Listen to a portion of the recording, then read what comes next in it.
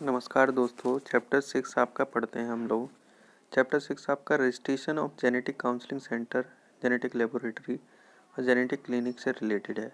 तो सेक्शन 18 आपका स्टार्ट होता है। तो पहली क्लॉज कहती है कोई भी व्यक्ति कोई भी जेनेटिक काउंसलिंग सेंटर या कोई भी लेबोरेटरी या कोई भी क्लिनिक आपका जिसमें कि आपका अल्ट्रासाउंड मशीन है, इमेजिंग स्कैन मशीन है या कोई भी स्कैनर है या कोई भी ऐसी टेक्नोलॉजी जो कैपेबल है undertaking the determination of sex of foetus को जानने के लिए या सेक्स सिलेक्शन टेक्निक के लिए या कोई भी ऐसी सर्विस रेंडर करती हो इनमें से कोई।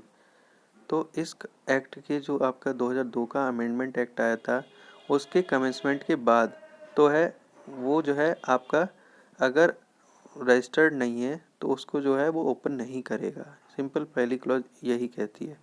उसके बाद सेकंड क्लॉज कहती है कि कोई भी एप्लीकेशन जो कि पहली सबसेक्शन में बनाया गया है वो जो है आपका उस मैनर में या उस फॉर्म में बनाया जाएगा और उस फीस के साथ दिया जाएगा जैसा कि आपका प्रेस्क्राइब्ड है। उसके बाद तीसरी क्लॉज कहती है कि प्रत्येक जो आपका जेनेटिक काउंसलिंग सेंटर जीएससी या जीएल या जीसी अगर वो पार्टली या एक्सक्लूसिवली आंशिक रूप से या पूर्णतः किसी भी काउंसलिंग या conducting prenatal diagnostic technique से रिलेटेड या कोई भी एनी ऑफ द पर्पज जो कि सेक्शन 4 में मेंशन है उससे रिलेटेड, तो वो जो है अप्लाई कर देगी immediately after the commencement of this act 60 days के अंदर। ठीक है, विद इन द 60 डेज उस एक्ट की डेट के कमेंसमेंट के बाद।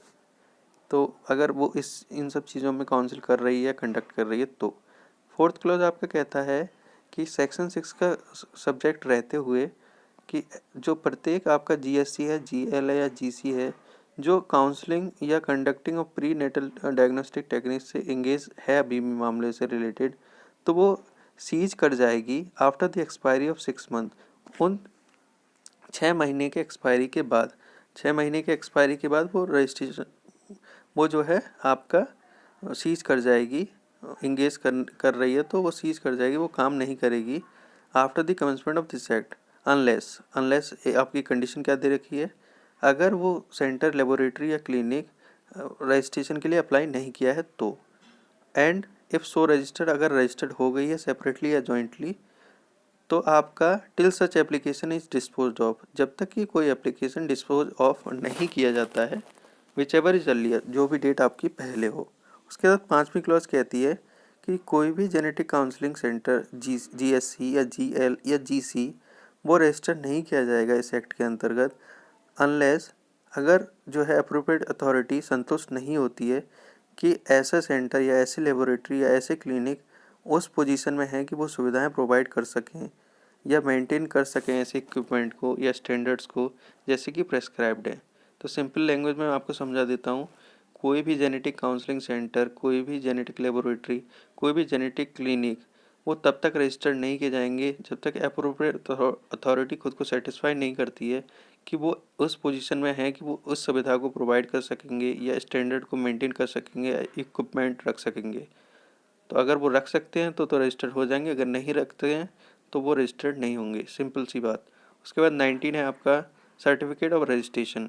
तो सर्टिफिकेट ऑफ रजिस्ट्रेशन कैसे होगा, तो द अप्रोप्रिएट अथॉरिटी सेल यानी कि उसकी ड्यूटी है कि वो इंक्वायरी होल्ड करे और इंक्वायरी होल्ड करने के बाद अगर वो सेटिस्फाई होती है कि एप्लीकेंट ने कॉम्प्लाई की है सारी रिक्वायरमेंट एक्ट की और रूल्स जो भी बनाए गए हैं इसके अंदर, और उसके बाद एडवाइजरी कमेटी की सलाह लेते हुए वो सर्टिफिकेट ग्रांट कर देगी रजिस्ट्रेशन का जॉइंटली या सेपरेटली जीएससी के लिए या जीएल के लिए या जेनेटिक क्लिनिक के लिए जैसा भी आपका केस होगा।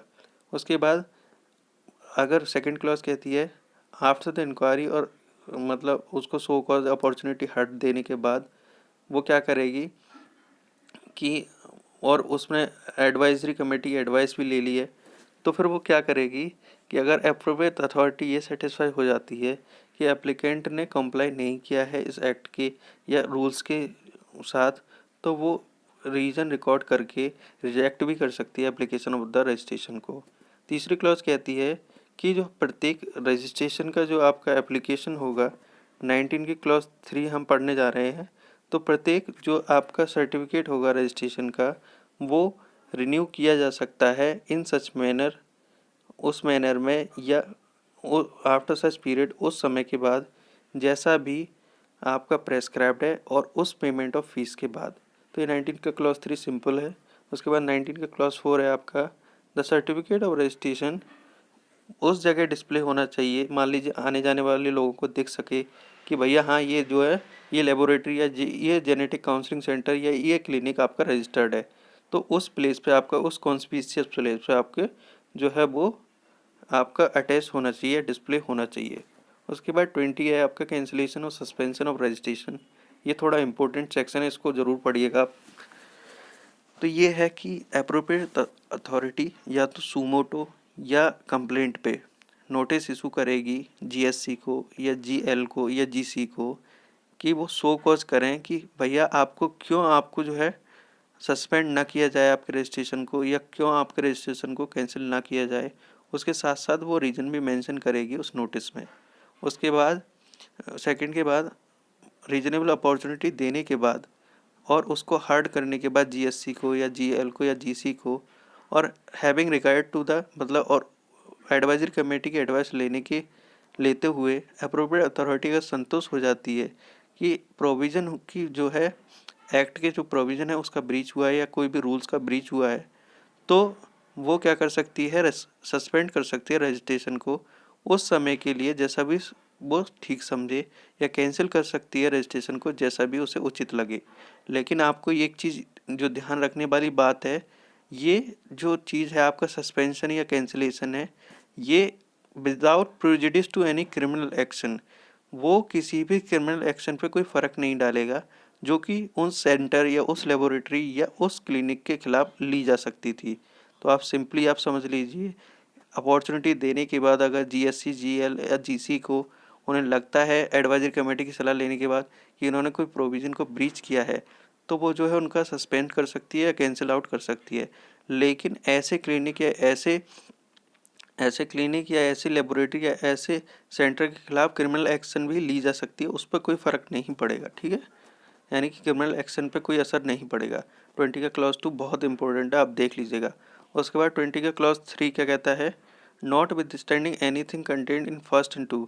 तो कोई भी चीज़ के साथ नॉट विद स्टैंडिंग जो कि सबसेक्शन 1 या 2 में आपकी जो लिख रखी है, अप्रोप्रिएट अथॉरिटी की राय है अगर कि यह ज़रूरी है या बहुत ज़्यादा ज़रूरी है पब्लिक इंटरेस्ट के लिए, तो रीज़न रिकॉर्ड करके राइटिंग में वो सस्पेंड भी कर सकती है जेनेटिक काउंसलिंग सेंटर या लेबोरेटरी या जेनेटिक क्लिनिक का registration without issuing any such notice referred to in subsection 1, बिना कोई नोटिस को जो है आपके दिए हुए।